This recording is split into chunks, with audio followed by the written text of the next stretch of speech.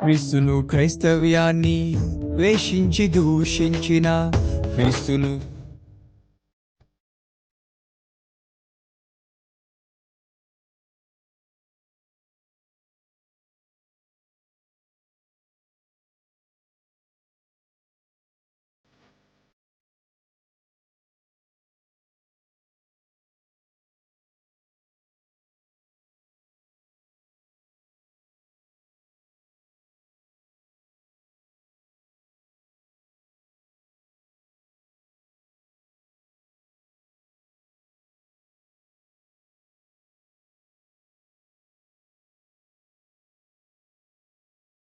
మరి సర్వ సృష్టి అయిన రక్షకుడు, సర్వ పరిపాలకుడు, సమస్త సృష్టికి ఆధారభూతుడైన పరమ తండ్రి అయిన దేవుడు ఇప్పుడు ఎల్లప్పుడూ యుగాయుగములు స్తుతించబడును గాక.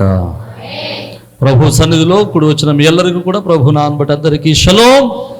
దేవుని కృపా సమాధానాలు కలుగును గాక. పరిశుద్ధ గ్రంథంలో నుండి కొన్ని విషయాలు మనం ధ్యానం చేద్దాం. చాలా తొందరగా ముగించుకోవడానికి ప్రయత్నం చేద్దాం. దేవుడు ఎందుకో ఈ మాటను మీకు జ్ఞాపకం చేయమని నిన్న దినాన జ్ఞాపకం చేశారు. సరే, ప్రభు జ్ఞాపకం చేయమన్నారు కనుక ప్రభు మాటకు లోబడి ఒక మాటను మనం జ్ఞాపకం చేసుకోవడానికి ప్రయత్నం చేద్దాం. యెషయా గ్రంథము 54వ అధ్యాయం 17వ వచనాన్ని మనం చదువుకుందాం.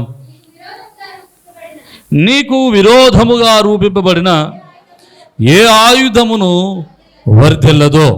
అర్థమైతే దేవునికి స్తోత్రం. దేవుని యొక్క వాక్యము, దేవుని యొక్క మాటలు, సర్వోన్నతుడైనటువంటి దేవుడు కూడి ఉన్నటువంటి మనందరికీ, సమస్త క్రైస్తవ సమూహానికి ప్రభు ఇచ్చేటువంటి చక్కని వాగ్దానము, నీకు విరోధముగా రూపింపబడిన ఏ ఆయుధమును వర్ధిల్లదో. ప్రభు మాట్లాడుతూ ఉన్నాడు. సర్వ సృష్టికర్త, సర్వోన్నతుడును, సర్వపరిపాలకుడు, సమస్తమును తన కనుసైనల్లోనూ, తన యొక్క చేపనుతోనూ, తన యొక్క జ్ఞానముతోనూ, తన యొక్క ఆలోచనతోనూ నడిపిస్తున్నటువంటి సర్వోన్నతుడైన సర్వ సృష్టికర్త, సర్వపరిపాలకుడు, అద్వితీయుడైన దేవుడు, ఎల్ షడాయి నామము కలిగిన దేవుడు ఈరోజు నీకు వాగ్దానం చేస్తున్నాడు. నీకు విరోధముగా రూపబడిన ఏ ఆయుధమును వర్ధిల్లదో. దేవుని యొక్క వాక్యంలో ఈ మాట భక్తులైనటువంటి యెషయా ఇశ్రాయేలు ప్రజలకు ప్రభు యొక్క మాటగా చెప్తా ఉన్నాడు. ఈ మాటను మనం జాగ్రత్తగా ఆలోచన చేయగలిగితే ఈ మాట ఒక విషయాన్ని మనకు తెలియపరుస్తుంది. ఏంటంటే, క్రైస్తవులు అనుకోవచ్చు, నాకు శత్రువులు ఉండకూడదు, నాకు సమస్యలు రాకూడదు, నాకు కష్టాలు రాకూడదు, నాకు ఇబ్బందులు రాకూడదు, నాకు శోధన రాకూడదు, కలవరాలు రాకూడదు. నేను ఎప్పుడు కూడా ఏ విధమైనటువంటి కన్నీరు లేకుండా, బాధలు లేకుండా సుఖంగా బ్రతకాలి అని అనుకుంటాను. కానీ వాక్యం చెప్పేది ఏంటంటే, నీకు శత్రువులు వస్తారు, నీకు బాధలు వస్తాయి, నీకు కలవరాలు కలుగుతాయి, నీకు కన్నీరు కలుగుతుంది, ఇబ్బందులు కలుగుతాయి, నష్టాలు కలుగుతాయి, ఆపదలు కలుగుతాయి, శత్రువు నీ మీద ఎగిసి పడతాడు. ఇవన్నీ కలిగినా కానీ వాక్యం చెబుతున్న మాట ఏంటంటే, వాటన్నిటిలో కూడా జయము నీకే కలుగుతుంది. దేవునికి ఇస్తావు. ఎలాంటి శ్రమలు కలిగినా, శ్రమలు కలగవు. వాక్యం ఎప్పుడు కూడా శ్రమలు కలగవని చెప్పలేదు, కష్టాలు రావని చెప్పలేదు, బాధలు రావని చెప్పలేదు. వాక్యం చెప్పేది ఏంటంటే, కష్టాలు కలుగుతాయి, కానీ ఆ కష్టాలు నుండి ఏమీ చేయలేవు, జయమే నీకు కలుగుతుంది అని. నీ మీద శత్రువు ఎగిసి పడతాడు. శత్రువులు లేని వాళ్ళు ఎవరు ఉండరు. ఇంకా బాగా చెప్పాలంటే, క్రైస్తవుడికే శత్రువులు ఎక్కువ.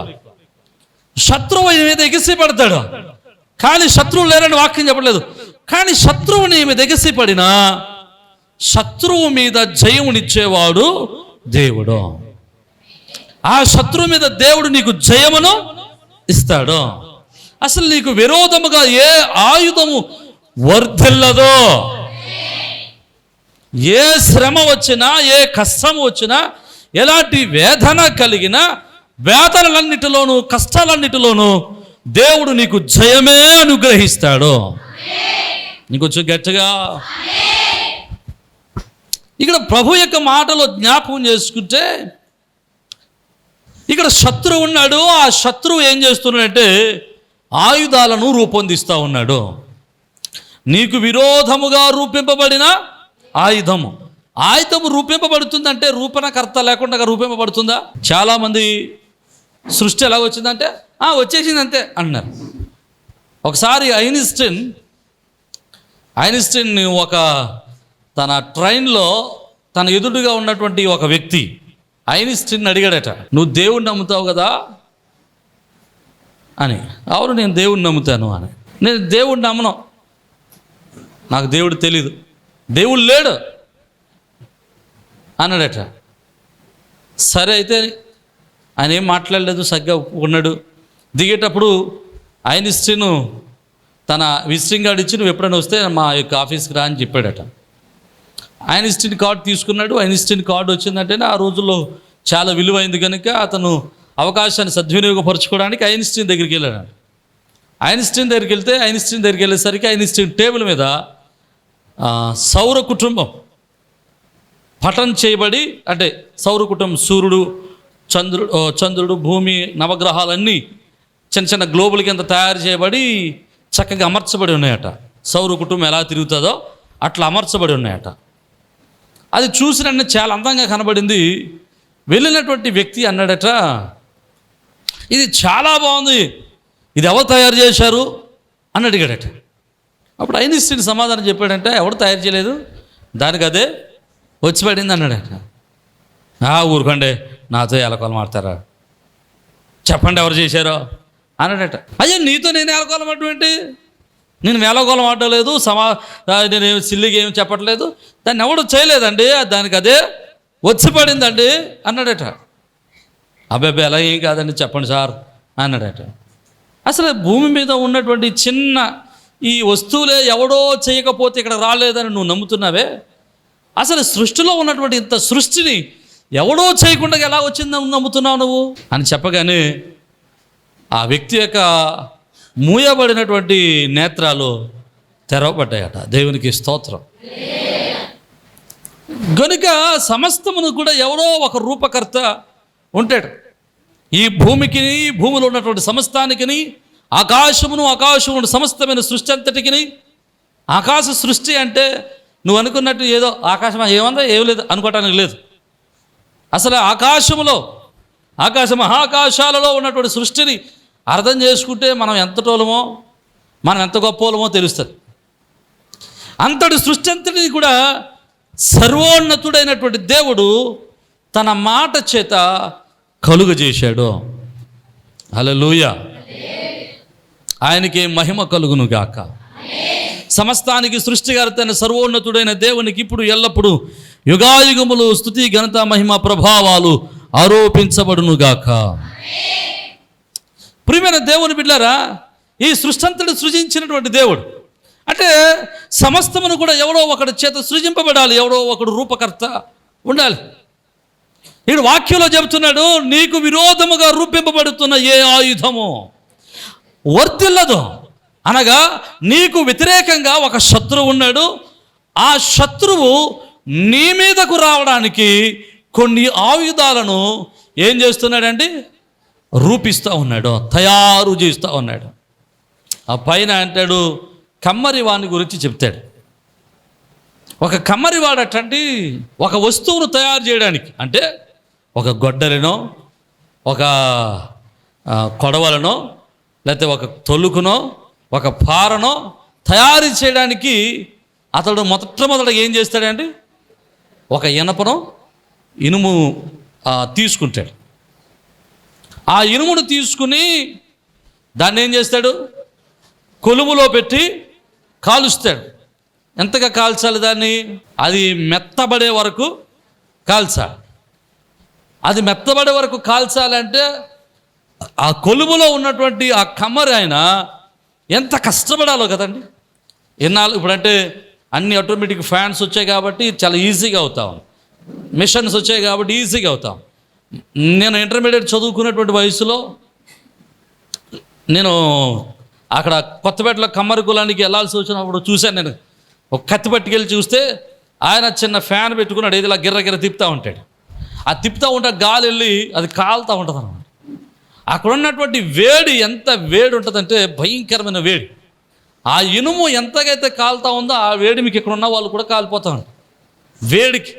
శీతాకాలం వర్షాకాలం అయితే ఏదో పర్లేదు, కానీ ఎండాకాలం అయితే మరింత దారుణంగా ఉంటుంది. అంత వేడిమితో దాన్ని కాల్చి కాల్చి కాల్చి అది మెత్తనయ్యే వరకు కాల్చి దాన్ని పట్టుకొచ్చి సమ్మిటితో కొట్టి, సుత్తితో కొట్టి, లేకపోతే దాన్ని పలచన చేసి మనకు ఏది రూపం కావాలో ఆ రూపాన్ని దానికి తయారు చేసి, కొడవలైతే కొడవలి, కత్తి అయితే కత్తి, పారైతే పార తయారు చేసి అక్కడ పెడితే, అక్కడ పెట్టిన తర్వాత మనం వెళ్తాం. మనం వెళ్ళి అయ్యా కొడవలెంత అని అడిగితే ఆయన అంటాడు 200 ఇవ్వండి అంటాడు. మనం అంటాం 50 రూపాయలకి ఇస్తావా? మళ్ళీ చెప్పుకుంటారు చాలా చోట్ల. ఏమన్నా తెలుసా, నేను బేరమాడితే ఎలా ఉంటుందో తెలుసా అంటారు. 50 రూపాయలకి ఇస్తావా అంటాడు. 50 రూపాయలు ఆయన ఆ బాధలు చూస్తే మనం ఆ బేరమాడడానికి ఇష్టం అవుతాం. సరే కొడవలు తెచ్చుకుని కోతకి వెళ్తాం. కోతలకు వెళ్ళిన తర్వాత కోతలో రైతు అంటాడు, అమ్మా నువ్వు 300 కదా, నేను 200 ఇస్తానంటే ఊరుకుంటావు నువ్వు? ఆ కొడవలు ఎట్టుకెళ్ళి కోత కదా కోత. కొడవలు కొన్నప్పుడేమో కోత ఎట్టావు, కోతకి వెళ్ళినప్పుడేమో ఎవరో కోత, రైతుకి కోత కదండి. అంటే కొన్నప్పుడేమో తగ్గించాలి, ఇచ్చుకున్నప్పుడేమో పెంచాలి. ఇది ఎక్కడ న్యాయం అండి? దేవునికి స్తోత్రం చెప్పాడు. హల్లెలూయా కదండి. జాగ్రత్తగా వింటే ఒక కమ్మరి అతను ఒక వస్తువుని ఎంతైతే చేయడానికి కష్టపడతాడో, వాక్యులు అంటాడు, నీకు వ్యతిరేకంగా కూడా నిన్ను పాడు చేయడానికి, నిన్ను ఇబ్బంది పెట్టడానికి, నిన్ను నాశనం చేయడానికి, నిన్ను శ్రమపరచడానికి, నీ జీవితాన్ని అట్టడుగుకు తీసుకురావడానికి, నిన్ను ఎక్కినటువంటి ఎత్తైనటువంటి శిఖరాల నుంచి దించి నేల మీద పడవేయడానికి, నువ్వు చేసినటువంటి సంపాదించిన సమస్తమైన గౌరవ మర్యాదలు సమస్తమును పాడు చేయడానికి శత్రువు కూడా అంతగానే ప్రయాసపడతా ఉన్నాడట. జాగ్రత్తగా వినండి. చాలామంది తమ సమయాన్ని, తమ ధనాన్ని, తమకున్నటువంటి సమస్తమైన రీసోర్సెస్ అన్నిటినీ తమ శత్రువు నాశనానికి వాడతారు, తమ శత్రువు యొక్క నాశనానికే వాడతారు. ఒకవేళ ఈ వాక్యాన్ని వినేటప్పుడు మీరు ఎవరైనా సరే ఇలా సమయాన్ని కానీ ధనాన్ని కానీ ఎవరో ఒకరిని నాశనం చేయడానికి, ఎవరి మీదో కోపంతో మీరు చేస్తూ ఉన్నట్లయితే కొంచెం మనసులో పెట్టండి, ఆలోచన చేయండి.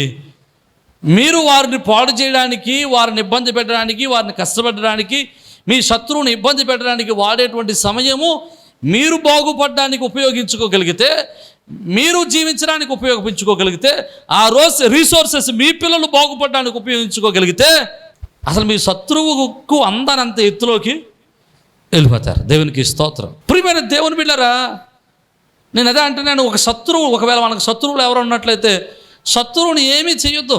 శత్రువు ఈర్ష్యపడి నిన్ను ఏమీ చేయలేనంత ఎత్తుకెత్తుకేటట్టు ప్రయత్నించి అనవసరంగా వాడిని నాశనం చేయడానికి, వాడిని తిట్టడానికి, కొట్టడానికి, వాడిని పాడు చేయడానికి ఉపయోగించొద్దు. కానీ నేటి కాలపు సమాజంలో శత్రువు మనలను పాడు చేయడానికి తనకున్నటువంటి ధనాన్ని, తనకున్నటువంటి ఆస్తిని, తనకున్న సమయాన్ని, తనకున్న సమస్తాన్ని ఉపయోగించి మనలను పాడు చేయడానికే ఉపయోగిస్తూ ఉన్నట్టు. ఇక్కడ ఒక మాట నేను జ్ఞాపకం చేసి నేను ముగించడానికి ప్రయత్నం చేస్తాను. అసలు ఇంత కష్టపడి మనల్ని పాడు చేయడానికి పన్నాగాలు పన్ని, మనల్ని పాడు చేయడానికి ఆలోచన చేసి ఇంత ప్రయాసపడి మనలను నాశనం చేసేటువంటి శత్రువు ఎవరంటారు? మీ శత్రువులు ఎవరో తెలుసా మీకు? ఎందుకు తెలియదు? ఖచ్చితంగా తెలుస్తారు కదా. దేవునికి స్తోత్రం. కానీ క్రైస్తవ సమాజానికి ఉన్నటువంటి ప్రధానమైన శత్రువు ఎవరంటే అపవాదే క్రైస్తవ సమాజానికి శత్రువు. అపవాది యొక్క ఇంకో మాట కూడా చెప్తాను. యాక్చువల్గా మనకాడు శత్రువు కాదు, వాడు మనకు శత్రువు కాదు, మనం వాడికి శత్రువు కాదు. ఒరిజినల్గా ఇక్కడ జరిగేది ఏంటంటే మనల్ని పాడు చేయడానికే సాతానుడు ఇష్టపడుతున్నాడు. వాడు మనకు శత్రువుగా మనకు కనబడుతున్నాడు. కానీ వీడికి నిజమైన శత్రువు ఎవరయ్యా అంటే సాతాను యొక్క శత్రువు ఎవరండి? దేవుడు. సాతానుడు ఒరిజినల్గా ఎవరిని బాధ పెట్టాలని టార్గెట్ అంటే ఎవరిని బాధ పెట్టాలి? దేవుణ్ణి బాధ పెట్టాలి. ప్రభువుని ఇబ్బంది పెట్టాలి, ఆయన మనసును గాయపరచాలి, ఆయన హృదయాన్ని గాయపరచాలి, దేవుణ్ణి యొక్క మనసులో సంతోషం లేకుండా చేయాలి అనేటువంటిది వాడి టార్గెట్. కాబట్టి వీడు ఏం చేశాడంటే, దేవుణ్ణి గాయపరచలేను కాబట్టి, దేవుణ్ణి ఇబ్బంది పెట్టలేను కాబట్టి, డైరెక్ట్గా దేవుడితో యుద్ధము చేయలేను కాబట్టి వీడు ఏం చేస్తున్నాడంటే, దేవునికి ఇష్టమైన మనుషుల మీద తన ప్రతాపాన్ని చూపిస్తున్నాడు. హల్లెలూయా. అర్థమవుతుందా మీకు? అంటే మనకు ప్రధానమైనటువంటి శత్రువు ఎవడంటే అపవాది. ఈ అపవాదికి శత్రువు ఎవరయ్యా అంటే దేవుడు. ఆయన మీద తన కోపాన్ని తీర్చుకోలేక, ఆయనతో పోరాడలేక, ఆయనతో యుద్ధం చేయలేక వాడు ఏం చేస్తున్నాడంటే, ఆయన హృదయాల్లో నుంచి వచ్చిన ఆయన స్వరూపములో, ఆయన పోలికలో, ఆయన మనసిచ్చి, ఆయన ఊపిరిచ్చి, ఆయన చేత, ఆయన స్వహస్తాలతో నిర్మించుకున్నటువంటి మనుషులమైన మన మీద అతడు ప్రతాపాన్ని చూపిస్తూ ఉన్నాడు. ఇలా చూపిస్తే ఉపయోగం ఏంటి? మనం మీద మనల్ని పాడు చేస్తే వాడికి వచ్చే ఉపయోగం ఏంటి చెప్పండి? ఎప్పుడైనా మన శత్రువు మనకంటే బలమైనప్పుడు, మన అపోజిషన్ మనకంటే బలమైనడైనప్పుడు, మనకంటే శక్తివంతుడైనప్పుడు, మనకంటే యోధుడైనప్పుడు, మనకంటే బలవంతుడైనప్పుడు, మన వాడికి శక్తిని తాకలేనప్పుడు మనం ఏం చేయాలండి? ఆటోమేటిక్గా ఏం చేస్తారు? వాడిని బలహీనతలు ఏంటో చూసుకుని బలహీనతల మీద కొడతారు, అంతే కదండి. వాడిని బలాన్ని కొట్టలేనప్పుడు, వాడిని బలాన్ని జయించలేనప్పుడు వాడి బలహీనతలు పట్టుకుంటాం. దేవునికి ఉన్న బలహీనత ఏదైనా ఉందంటే మనుషులే. ఎందుకో తెలుసా? దేవుడు మనుషులను ఆయన ప్రేమిస్తున్నాడు. అందుకే బైబిల్లో ఒక చక్కటి మాట ఉంటుంది, దేవుడు లోకమును ఎంత ప్రేమించాడు. ఆయన ప్రేమ ఎంతో గొప్పది. ఎంత గొప్పది అంటే, ఎంత గొప్పదో చెప్తాను చూడండి. లోకమును ప్రేమించాడంటే, లోకాన్ని ప్రేమించాడంటే చెట్లు, చేమలో, పందులు, కుక్కలు వీటిని ప్రేమించాడా? ఈ చెట్లు చేమలను ప్రేమించాడా ప్రభు? వాటిని ప్రేమించట్లేదు. వాటిని ఆయన ప్రేమించిన మనుషులకు కావలసిన వాటిగా రూపించాడు. అవి మన కోసం సృజింపబడ్డాయి తప్ప వాటి కోసం మనం కాదు. అర్థమైతే దేవునికి స్తోత్రం. మనం బ్రతకాలి కాబట్టి, ఆయన స్వరూపములు చేసిన మానవుడు బ్రతకాలి కనుక దేవుడు మనకు కావలసినటువంటి ప్రాణవాయువుని ఇచ్చేటువంటి జంతువుల్ని, మొక్కల్ని సృజించాడు. దేవునికి స్తోత్రం. హల్లెలూయా. అందులో పరమాత్మను చూసుకుంటానంటే నీ ఇష్టం, నేనేమన్నా. కానీ అందులో పరమాత్ముడు లేడు. దేవునికి స్తోత్రం. ఓకే, ఆడికి వెళ్తే మళ్ళీ అడుకోపోతాం. అలాగా దేవుడు మనుషులను ప్రేమించాడు. ఆయన ప్రేమించినటువంటి మనుషులను ఆయన సాతానుడు ఇబ్బంది పెడితే ఆయన హృదయము గాయపడుతుందని వాడు మనుషుల మీద తన యొక్క ప్రతాపాన్ని, తన కోపాన్ని, తన ఉగ్రతను చూపిస్తూ వస్తూ ఉన్నాడు. అందుకోసం వాడు ఏం చేస్తున్నాడంటే, మానవుని మీద తన ప్రయోగాలు, తన యొక్క శ్రమలను పుట్టిస్తూ ఉన్నాడు. యోబు మీదకి తన శ్రమలను పుట్టించాడు. హల్లెలూయా. జాగ్రత్తగా మనం జ్ఞాపకం చేసుకుంటే, దేవుడు మనుషులను ప్రేమించాడు కనుకనే మనుషులను సాతానుడు ద్వేషిస్తూ ఉన్నాడు. అందుకని వాడి ఉద్దేశం ఏంటంటే, మనుషులను తనతో పాటుగా నరకానికి తీసుకెళ్ళాలి. మనుషులను తనతో పాటు ఎక్కడ తీసుకెళ్ళాలి? నరకానికి తీసుకెళ్ళాలి. అంటే ఇప్పుడు వాడు మనలను నరకానికి తీసుకెళ్ళడానికి మనల్ని ప్రేమిస్తున్నవాడు, మనం ప్రేమించి తీసుకెళ్తున్నాడు నరకానికి.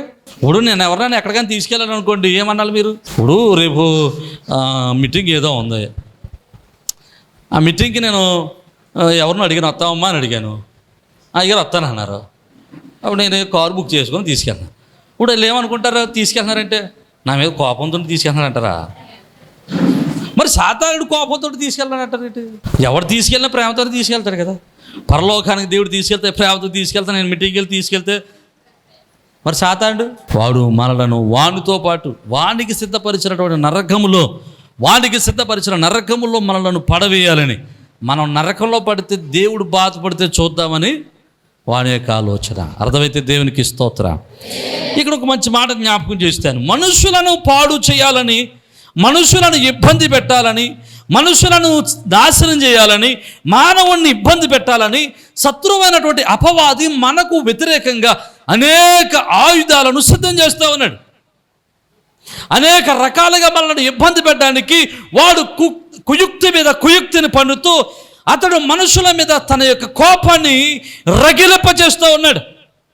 అందుకని ఆదాము అవ్వలు దేవుడు తయారు చేసిన తర్వాత, వారు ఏదైనా వనములో దేవుడు పెట్టిన తర్వాత, ఆ యొక్క సాతానుడు ఆ ఏదైనా వనంలో ఉన్నటువంటి ఆదాము అవ్వల దగ్గరికి వచ్చి వారిని ఏం చేశాడు? ఆ అపవాది మోసగించాడు. ఎలా మోసగించాడు? సర్పవేషములో వచ్చి మోసగించాడు. ఏమన్నాడంటే వచ్చి, మీరు దేవతల వంటి వారు అయిపోతారు. అయ్యో దేవునికి స్తోత్రం. అసలు దేవత అయిపోతామంటే మనం ఏం చేస్తాం? అసలే మామూలుగా మాకు అదే ఆశ పుట్టింది, నేను కూడా దేవుళ్ళలాగా అయిపోతాను. అలా మొదటి కారణం, సాతానుడు పరలోకునుడి గెంటి వేయబడ్డానికి గల ప్రధాన కారణం ఏంటండి? వాడు కూడా దేవుని వంటి వాడై ఉండాలని ఆశపడ్డాడు కనుక త్రోసివేయబడ్డాడు. అదే కోరికను మరలా ఎవరిలోనికి చెప్పించాడు? అవమ్మలోనికి చేశాడు. మరి ఇది దేవత వంటి వాడయ్యాడా? అవమ్మ దేవత వంటిది అయిందా? ఆదాము దేవత వంటి వాడయ్యాడా? మరి ఏమయ్యారు? వీళ్ళు బయటికి గెంటి వేయబడ్డారు. దేవునికి స్తోత్రం. అంటే ఇటు మోసం చేశాడు. ఏమని మోసం చేశాడంటే, లేనిపోని ఆశలు చూపించాడు. వారు నడవలసిన మార్గముల నుండి తప్పు త్రోవలోనికి నడిపించాడు. మోసం చేయడం అంటే మిస్లీడింగ్. మిస్లీడింగ్ అంటే నడవలసిన మార్గంలో నుంచి తప్పు త్రోవలోనికి నడిపించటం. సాతానుడు యొక్క ప్రధానమైనటువంటి ఆయుధం మోసగించడమే, మనల్ని మోసపుచ్చడమే, మనల్ని మోసం చేసి మనల్ని దేవునికి, దేవుని యొక్క చిత్తానికి, దేవుని యొక్క ఆలోచనకును దూరం చేయడమే. అలాంటి మోసంలో పడిన వాళ్ళే ఆదివారం మాటలు ప్రార్థన మానేసి బయట తిరుగుతుంటారు. ఏదేను తోటలో ఉండవలసిన వాళ్ళు ఎక్కడ ఉండవలసిన వాళ్ళు? ఏదేను తోటలో ఉండవలసిన వాళ్ళు, పరలోకం వంటి మందిరములో ఉండవలసిన వాళ్ళు. దేవునికి స్తోత్రం చెప్పాడు. దైవ సన్నిధిలో ఉండవలసిన వారు, దైవ సన్నిధిని అనుభవించవలసిన వారు, దేవుని కృపకు పాత్రలు అవ్వాల్సిన వారు ఎక్కడ ఉంటున్నారట? వీడు ఎవడు తీసుకెళ్ళాడు బయటికి వెళ్ళినాయి? అర్థమైతే దేవునికి స్తోత్రం చెప్పాడు. హల్లెలూయా.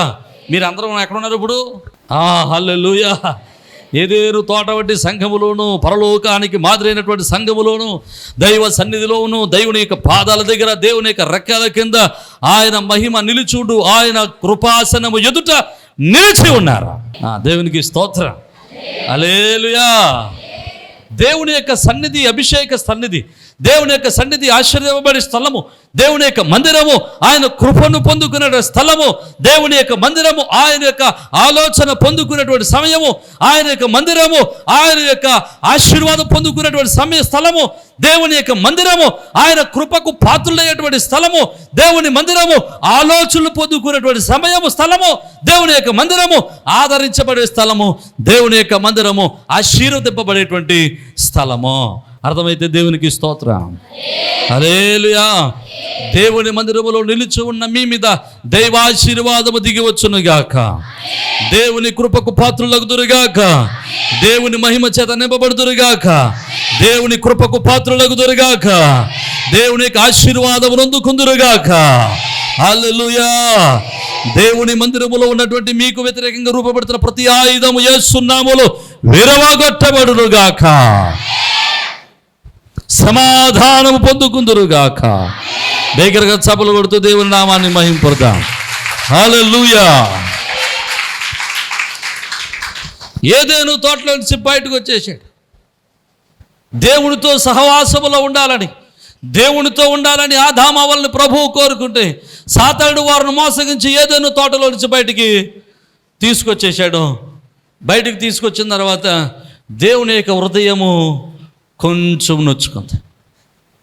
నాతో ఉంటారనుకున్నాను, వీళ్ళు ఏం చేశారు? దూరం అయిపోయారు. దూరం అయిపోయిన మానవుడిని మరలా దేవుడు తన యొక్క చేర్చుకోవాలని, తన చెంతకు చేర్చుకోవాలని, మరలా పోగొట్టుకున్న ఆశీర్వాదము, పోగొట్టుకున్న మహిమ, పోగొట్టుకున్నటువంటి సహవాసము, పోగొట్టుకున్న ఆశీర్వాదం తిరిగి ఇవ్వాలని దేవుడు లోకాన్ని ప్రేమించి తన కుమారుడైన క్రీస్తు వారిని లోకానికి అప్పగించాడు. నమ్మితే దగ్గరగా దేవునికి స్తోత్రం చెప్పండి. హల్లెలూయా.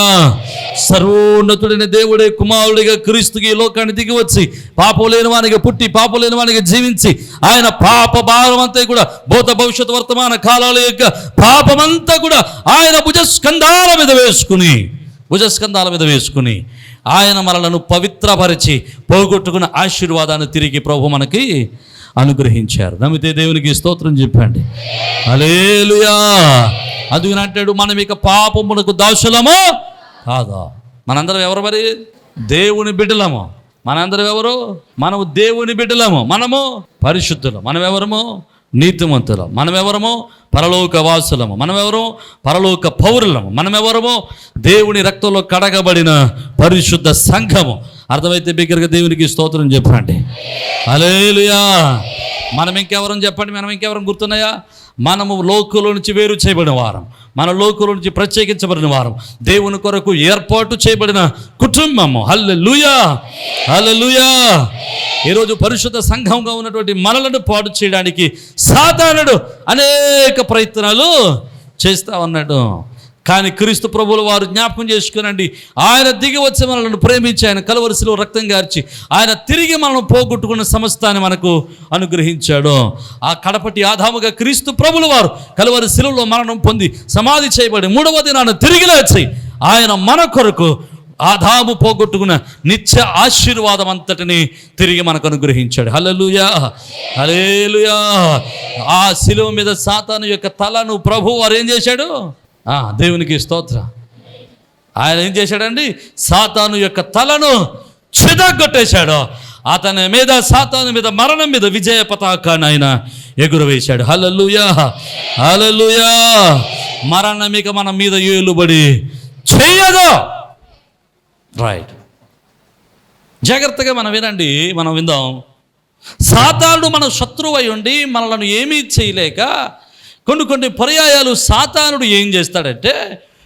ఏం చేస్తాడంటే మన చుట్టూ ఉన్నటువంటి పరిస్థితులను తనకు అనుగుణంగా మార్చుకుని మన మీద తిరుగుబాటు చేస్తూ ఉంటాడు.